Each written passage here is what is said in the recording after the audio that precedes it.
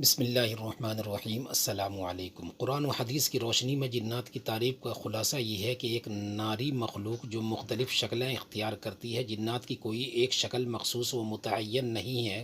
انسانوں کی طرح جنات بھی احکام کے مکلف ہیں۔ بعض مومن اور نیک ہیں، بعض کافر اور نافرمان ہیں۔ ان میں جو سرکش ہیں وہ شیطان کے معاون و مددگار ہیں اور انسانوں کو گمراہ کرنے میں ابلیس کا ساتھ دیتے ہیں۔ جنات کا انسانوں کے پاس آنا کئی نصوص، آیات و احادیث سے ثابت ہے، اور ہر زمانے میں جنات کے انسانوں کو پریشان کرنے کے واقعات اتنی کثرت سے ہوتے ہیں کہ ان کا انکار مشکل ہے۔ حضرت ابو دجانہ رضی اللہ تعالیٰ عنہ فرماتے ہیں، میں نے نبی کریم صلی اللہ علیہ وسلم کی خدمت میں عرض کیا، یا رسول اللہ صلی اللہ علیہ وسلم، میں اپنے بستر پر سوتا ہوں تو اپنے گھر میں چکی چلنے کی آواز اور شہد کی مکھی کی بنبناہٹ سنتا ہوں۔ جب میں گھبرا کر سر اٹھاتا ہوں تو مجھے ایک تاریک سایہ نظر آتا ہے جو بلند ہو کر میرے صحن میں پھیل جاتا ہے۔ میں اسے چھوتا ہوں تو اس کی جلد خار پشت سیبی کی طرح معلوم ہوتی ہے اور وہ میری طرف آگ کے شعلے پھینکتا ہے۔ لگتا ہے کہ وہ مجھے بھی جلا دے گا اور میرے گھر کو بھی۔ آپ صلی اللہ علیہ وسلم نے فرمایا، تمہارے گھر میں رہنے والا جن بہت برا ہے، وگرنہ رب کعبہ کی قسم، کیا تیرے جیسے شخص کو بھی تکلیف دی جاتی ہے؟ پھر آپ صلی اللہ علیہ وسلم نے قلم دوات منگوا کر سیدنا علی رضی اللہ عنہ سے ایک عبارت لکھوائی۔ اس کے بعد ابو دجانہ رضی اللہ عنہ فرماتے ہیں، میں اسے لپیٹ کر اپنے گھر لایا اور سر کے نیچے رکھ کر رات کو سو گیا۔ ہمیں جلا ڈالا اور میں ایک چیخنے والے کی چیخ سے بیدار ہوا۔ کوئی کہہ رہا تھا، اے ابو دجانہ، لات و عزیٰ کی قسم، ان کلمات نے تمہیں تمہارے نبی کی قسم نامہ مبارک یہاں سے اٹھا لو، ہم تیرے گھر میں آئندہ نہیں آئیں گے۔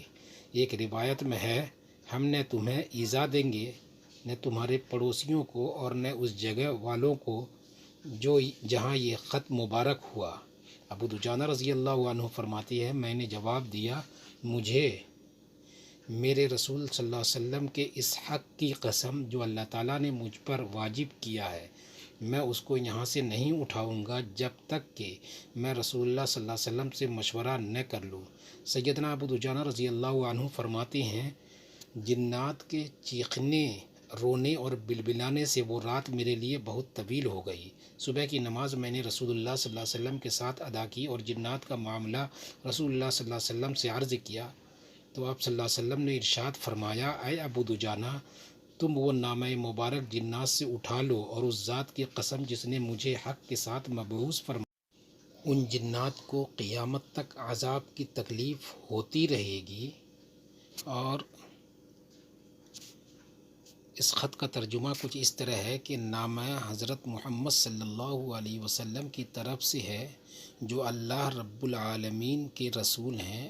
ان جنات کے نام جو انسانی آبادیوں میں داخل ہوتے ہیں، رہائش پذیر ہیں یا زائرین بن کر آئے ہیں، سوائے ان کے جو رات کے وقت آتے ہیں، خیر و بھلائی کے ساتھ، یاد رکھو ہمارے لیے اور تمہارے لیے حق میں بڑی گنجائش ہے، پس اگر تم فریضہ عاشق ہو یا فاسق و فجور میں گھسنے والے فاسق و فاجر ہو یا باطل کی رغبت رکھنے والے ہو، بہر صورت یہ کتاب الہی ہم پر اور تم پر ناطق ہے حق کے ساتھ۔ بے شک ہم لکھواتے ہیں جو کچھ تم کرتے ہو، اور ہمارے فرستادے لکھتے ہیں جو کچھ تم مکر کرتے ہو۔ میرے اس رقعے کے حامل کو چھوڑ کر بتوں کے پجاریوں کی طرف چلے جاؤ، اور ان کی طرف چلے جاؤ جو یہ گمان رکھتے ہیں کہ اللہ تعالیٰ کے ساتھ اور معبود بھی ہیں۔ یاد رکھو اللہ کے سوا کوئی معبود نہیں، ہر شے فنا ہونے والی ہے، سوائے اس کی ذات کے اسی کا حکم چلتا ہے اور اسی کی طرف تم لوٹائے جاؤ گے۔